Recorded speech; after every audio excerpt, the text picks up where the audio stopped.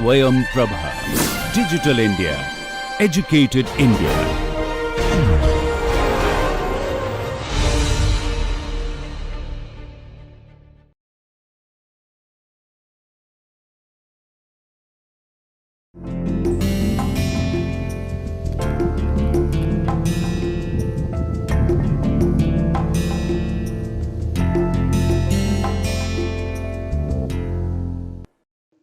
Hello viewers, welcome to MOOC's online course on modern Indian art from the colonial period to the present.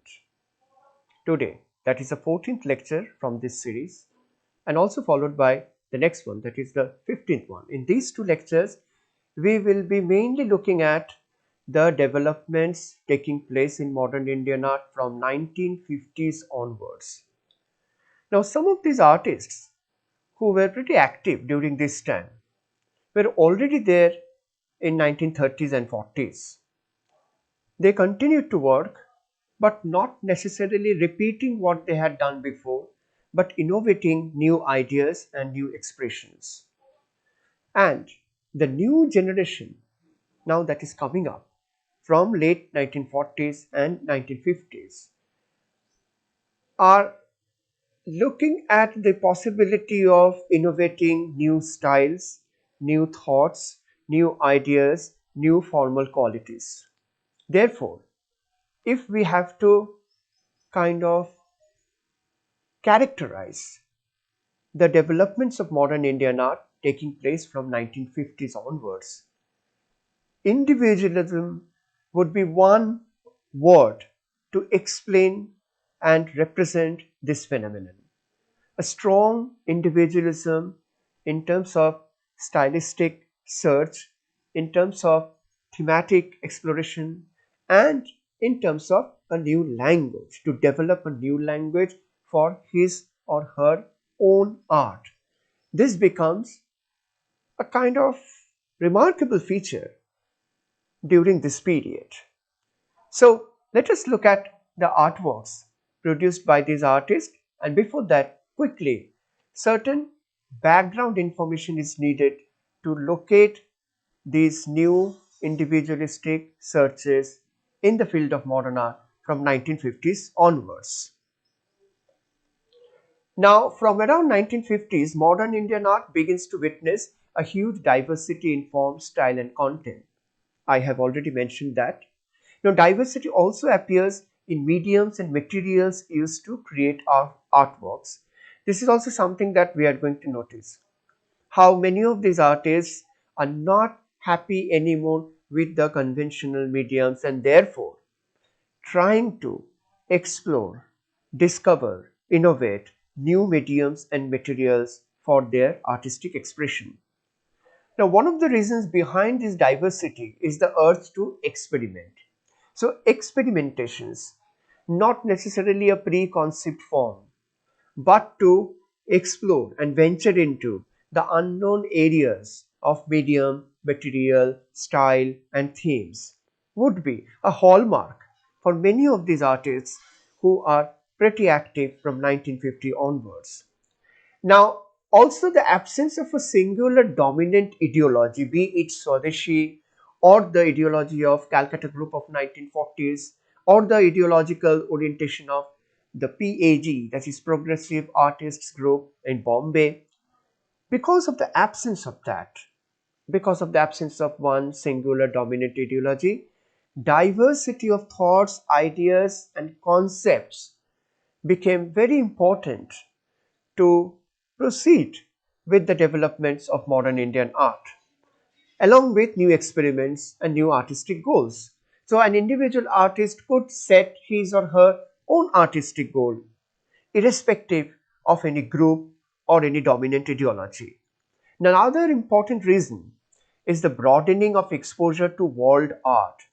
Now, internationalism also became a buzzword from 1950s. It had started already before, particularly when Rabindranath Tagore himself was constantly insisting on an international awareness and knowledge.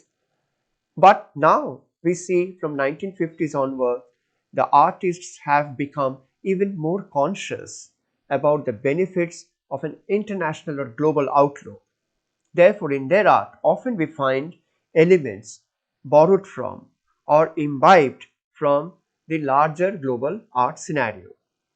International exposures through art books, magazines, and sometimes personal trips and travels or scholarship travels to Western countries really opened up the horizons, the new horizons for modern Indian art. Now, quite a few artists from the earlier generation and previous decades continued to work innovatively, creating new styles, new contents, and addressing new themes. I have already mentioned that. Now, let us look at a few such examples of works by artists from the previous generation who worked actively into 1950s, 60s, and 1970s, and also further. Now, one of the agendas of modernism was the rise of individualism leading to individual styles. Now that from 1947 India is an independent country, therefore, the freedom that we are talking about is not only a political freedom or social freedom, it is also an intellectual freedom. It is also a creative freedom to think independently instead of depending on any dominant ideology. Now, look at this work by Somnath, who was a main artist figure in the 1940s, socially and politically committed artist, and he continued to recall certain themes quite frequently, themes whose sources can be found in the 1940s and his personal experience with some tragic situations and life conditions which he had witnessed in the 1940s. But even in 1972, somebody like Somnath was revisiting the impact of 1940s, but in a completely new style and in also a new medium. For example, the medium is paper pulp. The style is pretty abstract, but the theme is extremely real, that is wound, the wounds which are left behind on our mind, on our body, even after 2-3 decades of the original incident, be it a communal riot or partition or any kind of violence. So, Somnath was one of those artists from 1940s, but continued to be not only active but extremely innovative to the extent that he comes up with this hitherto unknown unseen medium of paper pulp to be used as a creative medium. So later Somnath also develops in his drawings, etchings and paintings. He has also done a few sculptures, new styles, new representational character, and the pathos, the feeling, the sense of agony and suffering or pain that Somnath tries to depict through his artworks done after 1940, that is in 1950s, 60s, 70s, 80s, have become more universal rather than around a very specific and topical incident. So, pain becomes a shared experience, suffering becomes a universal feeling, and that is how Somnath is now conceiving his form, his figuration, and the details which he often avoids but once in a while might be using as a reference to locate these figures in a given situation. So, universal or ideal expressions of suffering, pain, tragedy would become more and more a visible feature in many of these artists, even in the artworks by artists who started their career after 1940s, that is from 1950s. One more, Somnath where you can see that increasingly he is also experimenting with the form, with the anatomy, with the skeletal anatomy, not only to convey certain pathetic conditions of human life, but also to make it more and more universal, more and more kind of acceptable to a larger public or audience. Similarly, the Bombay-based artist Krishan Khanna. He was a close associate of Bombay Progressive Group and continued to work until recently.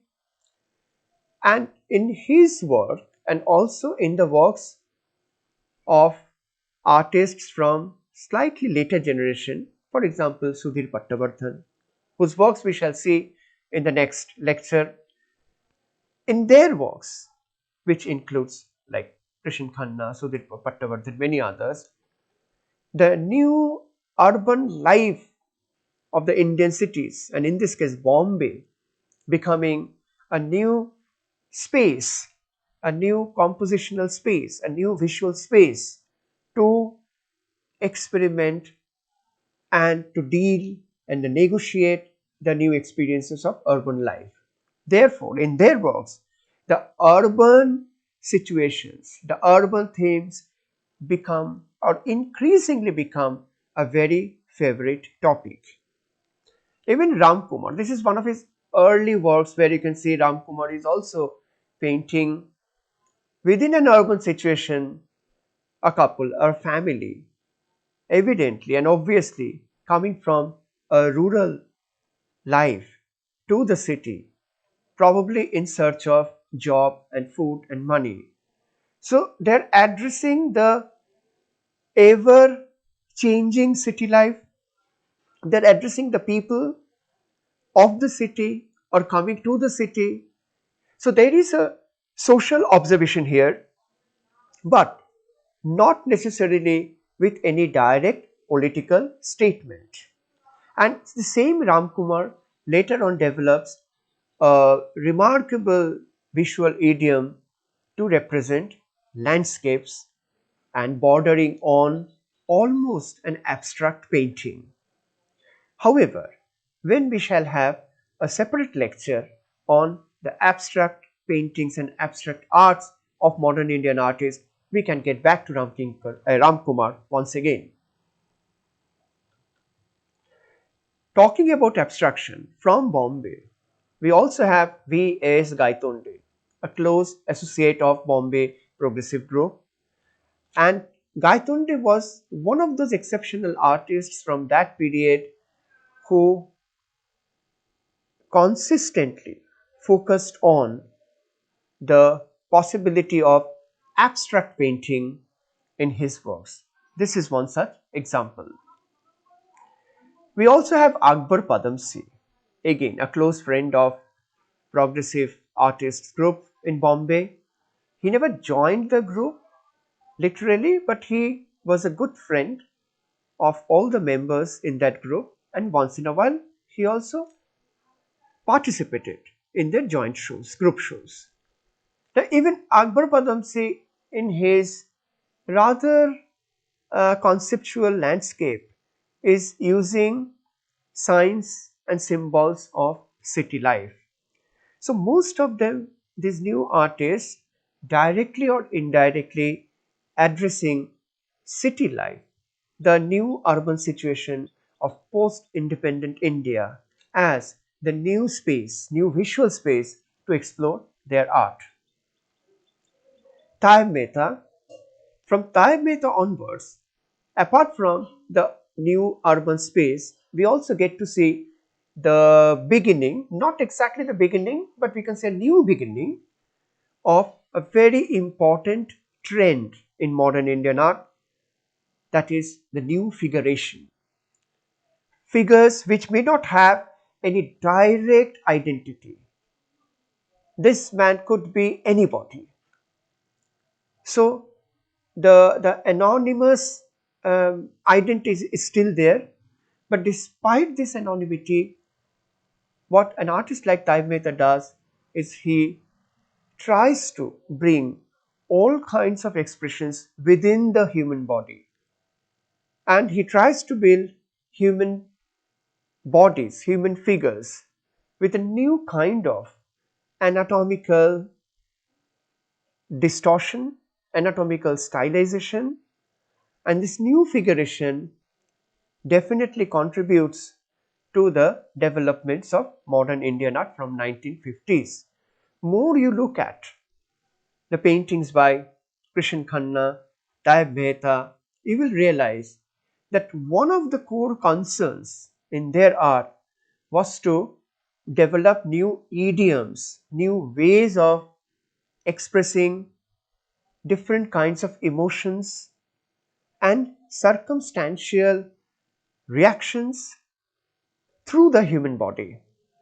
So the expressions certainly belong to the human life, but the modes of expression belong to the artist, because he was trying to find out new means of expressing the themes instead of going for either a direct academic realistic method, or for that matter they also didn't like to go back to the stylized Bengal school format.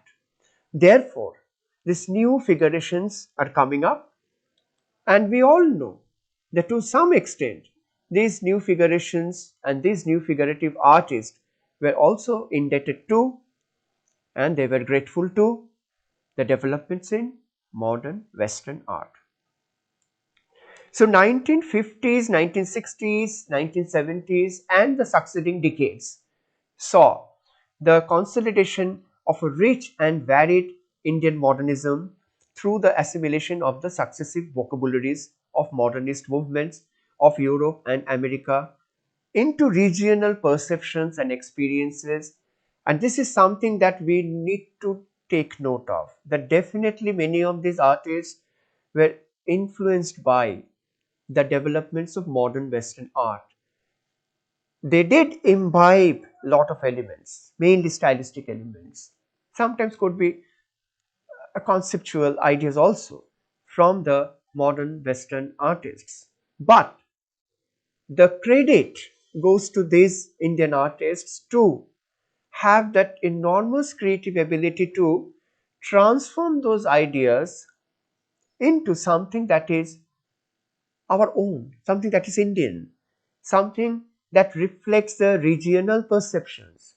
Therefore, despite the influences of modern Western art on the modern Indian artists, the influences disappear very soon. They leave the art of these artists and they make them more and more original, natural, and authentic. Now, the aesthetic definition of modern Indian art being renewed again and again by different artists hailing from various parts of our country. This is also important because here we are suggesting the value of multiplicity and multiculturalism. The fact that India was not following a single dominant ideology anymore is also a kind of proof of this multiculturalism, that different regions within India encouraged the artists to think differently and to define modernism in their own terms. So, what or the way an artist from Bombay, let us say, in 1950s and 60s would be looking at the definition of modern art, it's highly possible that it would be very different from the way the new Madras artists from 1940s 50s would be looking at. So if asked what or how should we define the modern art from the post independent era, there will not be a single answer. We have to define modern Indian art from the post independent era in terms of the different centers of art activities, different regions. And here it becomes very important that now modern Indian art cannot be a pan-Indian activity.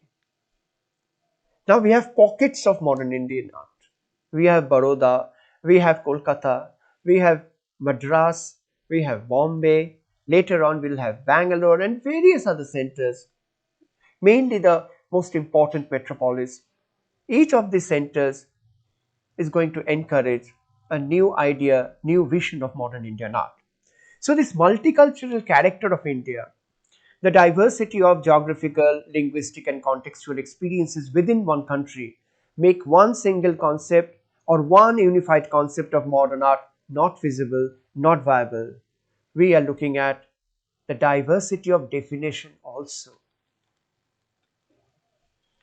So, regional developments become very important now, and this was particularly fostered by the founding of regional centers of art headed by artists with articulate ideologies, that is, individual ideologies, not one single dominant ideology. So, that is why slightly later, from 1970s and 80s, we have Baroda Art School. We already have earlier Madras College of Art, which also kind of initiated Madras art movements. The art division of the, that is the Fine Arts College in the Maharaja Sayaji Rao University at Baroda, initiated by the Lyrical Bengal School in the beginning, a kind of derived modernism of the artist N.S. Bendre, who gave the leadership to the Baroda Fine Arts College in the beginning, and the famous sculptor from Shantiniketan, Shankha Chaudhary, was also there, and they developed a very exciting and a very vibrating artistic environment, and also they developed an interest in a critical voice from the 1960s, veering away from the internationalism and abstraction to figuration and regionalism. But internationalism as a source of inspiration was always there, though none of these artists wanted to make their art very obviously look global, but they were certainly grateful to the global art movements. Now, two major artists of this school are Bhupen Khakkar and Ghulam Muhammad Sheikh, whose artworks we are going to look at in our next lecture, that is the 15th lecture. I am just giving an introduction to that scenario today.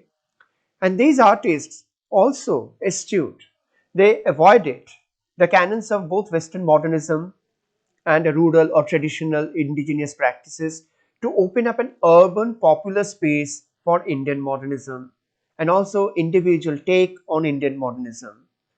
During this time, we also have very famous, very articulate, very knowledgeable art critics coming up, whose writings, whose conceptualizations helped a lot to build a new critical, intellectual art atmosphere in India. And one of them is very famous. For example, Geeta Kapoor, as an art critic, very well known, who has literally shaped the intellectual world, the cerebral world of the modern Indian art after 1960s.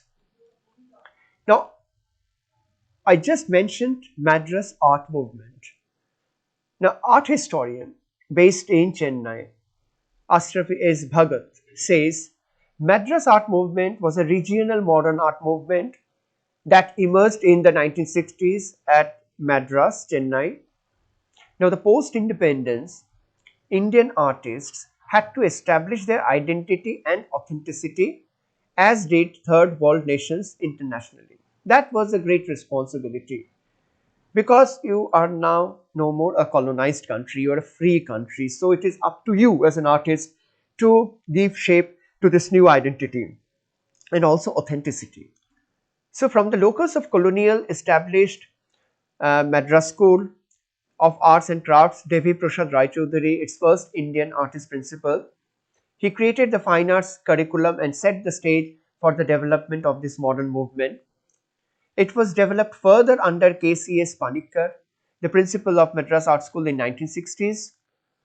The group of artists that came together in the early 1960s within the art institution provides for a critical study of modernity exercised by them within the parenthesis of the Madras art movement. So Madras art movement essentially started from the Madras Art College, and later on this is going to spill over and would become a very active movement even outside Madras Art College.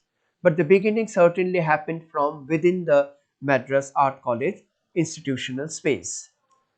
Ashrafi Bhagati moves on, and she adds that this movement that took place in the early 1960s was pushed creatively by visionaries and stalwarts such as KCS Panikkar in painting, then S. Dhanapal in sculpture.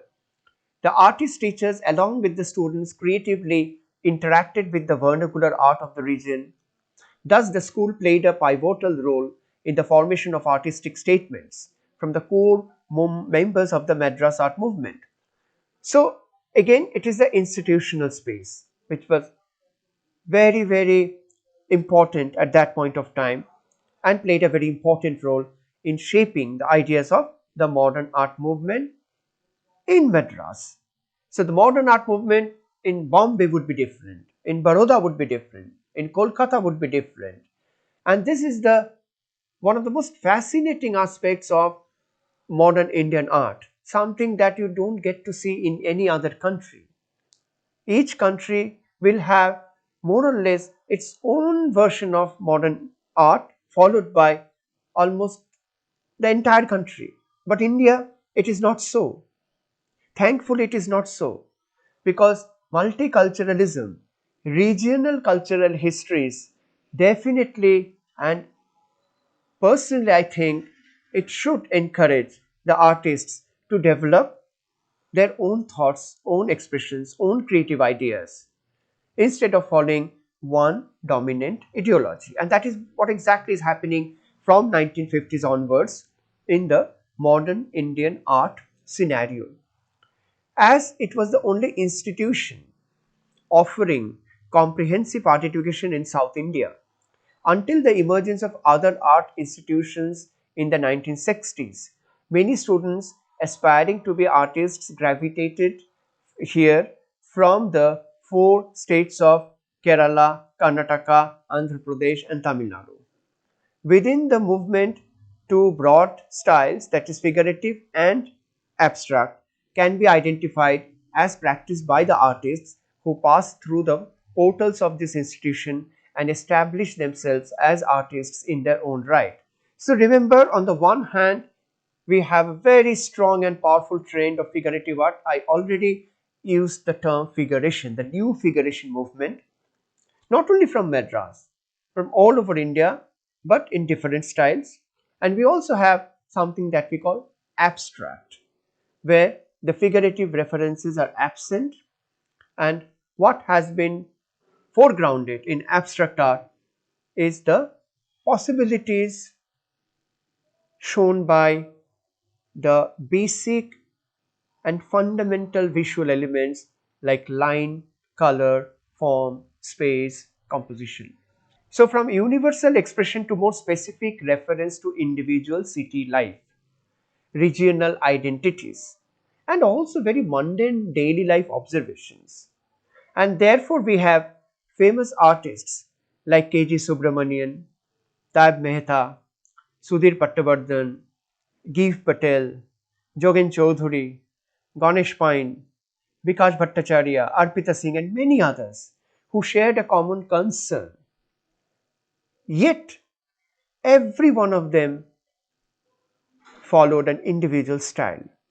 The common concern was to reboot modern Indian art in a more contextual sense, instead of merely following the Western modernism or simply reacting to the topical incidents within India. They wanted to go deep into the process of contextualizing and also conceptualizing and defining modern Indian art in their own terms.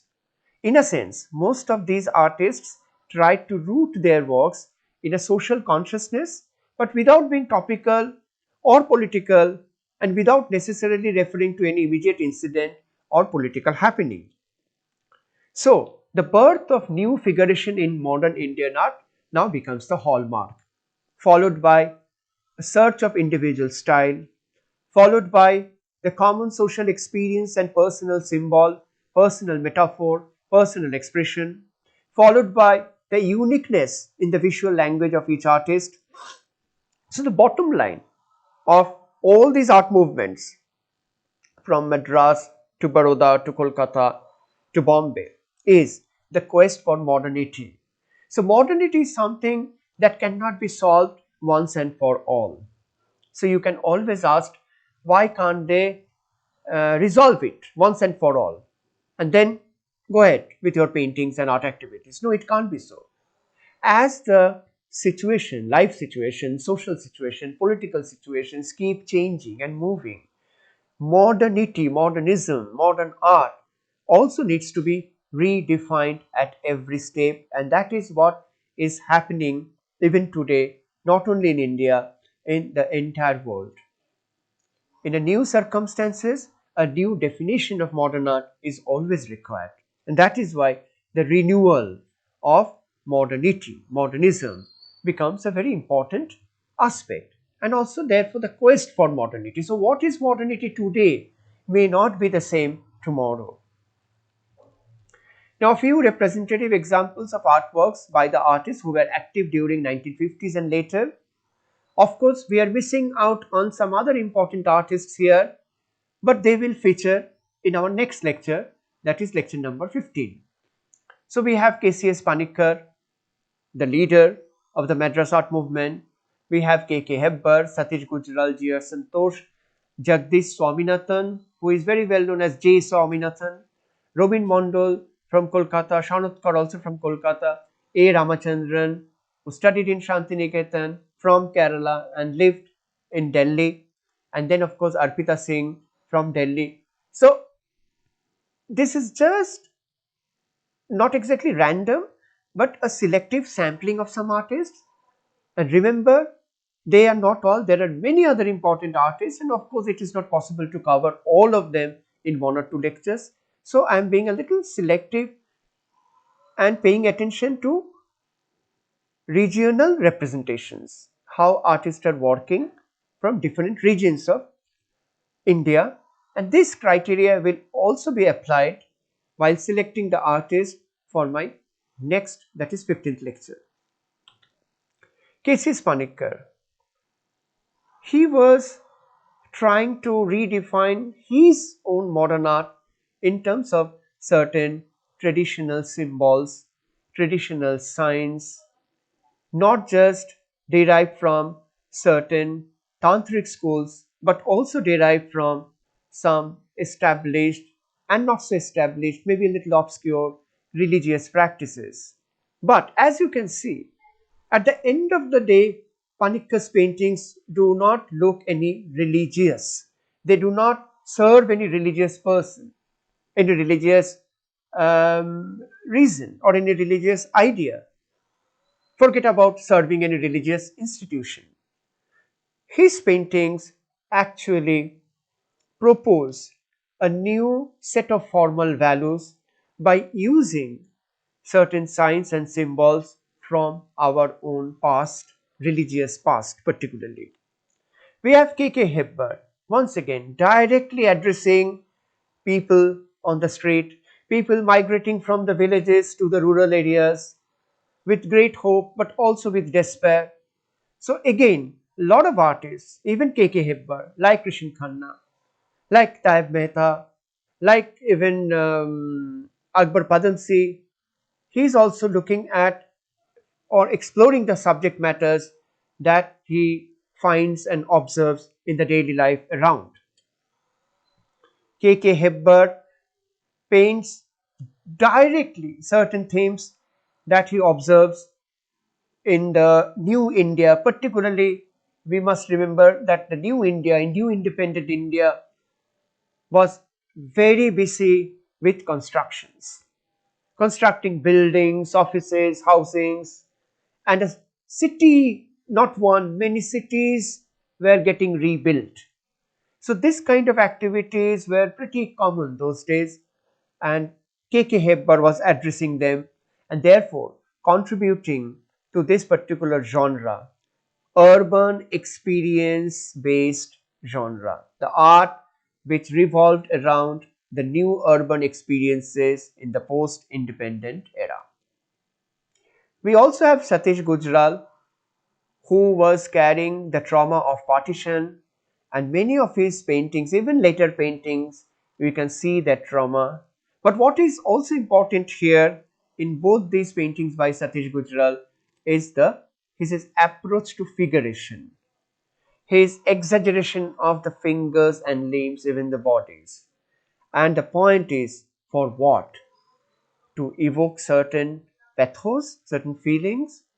Of course, there are emotional content in his paintings, but instead of making it very literal, Satish Gujral, like many others, were concentrating more and more not on the literal elements of a painting but on the expressive elements of the paintings.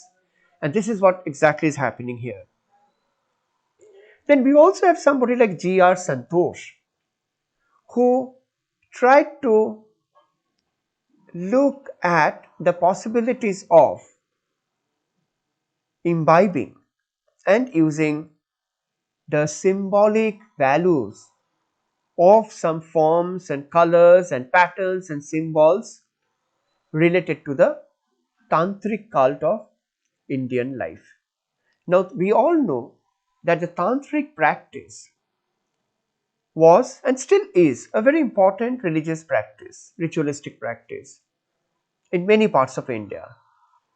And somebody like J.R. Santosh, almost like the way Raza from Bombay Progressive Group located Bindu as his most important symbol to develop his modern art, J.R. Santosh similarly was looking at the possibilities of tantric symbolism to develop his own modern art. We have Jagdish Swaminathan, who was greatly influenced by the rural and folk art, but no direct influence. There might be some thoughts and ideas derived from folklore, but the representation, in terms of representation, you find Swaminathan exploring the new formal possibilities which modern art kind of offered to us.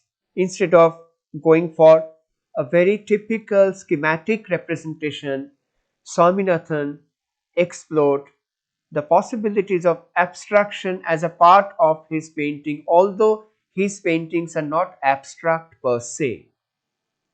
His painting is not like Gaitonde. You can see clear indication of birds, reflections, mountains, probably a sun over there, and also a cloud which is half covering the sun. But the presence of abstraction in his forms is undeniable.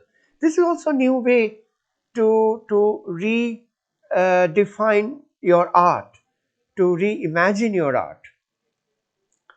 Robin Mondal from Kolkata was again a very important artist because he redefined human figuration in a vigorous way, very loud way, with a very strong color palette, very strong linearity, and it's not totally impossible that uh, he could have been influenced by certain primitive art, but the way Robin Mondal appropriates that and creates his own art, which is primarily about human expressions not just on the face but also on the body, and therefore figuration, very strong, robust figuration became very important for these artists like Robin Mondal. And we also have from the same generation Shanutkar from Kolkata, who later on became the professor and principal of Kalabhavan Shantiniketan. He was also looking at the possibilities of new stylistic expressions. Themes are there: human beings, society, different tragedies and paradoxes, aspirations, dreams and loss of dreams, and despair of human beings. But these themes are not very pronounced in their works, at least some of their works. What is more pronounced is the stylization. Then we have from Delhi, originally from Kerala, studied in Shantiniketan, A. Ramachandran, who, as you can clearly see, not only these paintings but many other paintings which are available also online, you can see that how Ramachandran was trying to explore the possibilities of reusing certain traditional themes, elements, gestures, motifs, but completely in his own way, following his own drawing style. And interestingly, on the one hand, you see a strong presence of mythology in Ramachandran's paintings. On the other hand, you see the presence of the new urban men and women. Also, a very strong presence of nature, flowers, trees, foliage, leaves. So, kind of revisiting these three areas and trying to bring them under one stylistic idiom was probably one of the goals of A. Ramachandran for his own art. Then Arpita Singh from Delhi, she is more directly addressing the new city life, particularly in relation to the middle class life of India. What is now the middle class doing in the new Indian life? Obviously, it was all about a very, very busy life that most of these paintings by Arpita Singh revolved around. But at the same time, she was also in many of her paintings evoking the sense of dream, the sense of imagination, and also the possibilities of providing new space for women. There are many paintings by Arpita Singh where a woman figure is the protagonist, not just as a model, but a protagonist in the painting who happens to be occupying the center stage. In other words, in many of her paintings, Arpita Singh certainly, even if not so directly, gives a feminist stance. There is a feminist ideological underpinning in some of her paintings. And these issues, political issues, gender issues like feminism, would become very important areas to pay attention to for the later generation artists. One more, Arpita Singh. Again, very strong presence of women in her art is something that we should pay attention to and try to understand how the new generation women painters are coming up with new ideas. So, it is important that we look at the presence of both male artists and female artists without making any discrimination. We can also say that we do see certain elements in many of these women artists, particularly from the later generations, which probably was not in the thought horizon of many male artists. We shall continue with this idea in our next lecture, that is the 15th lecture. Thank you.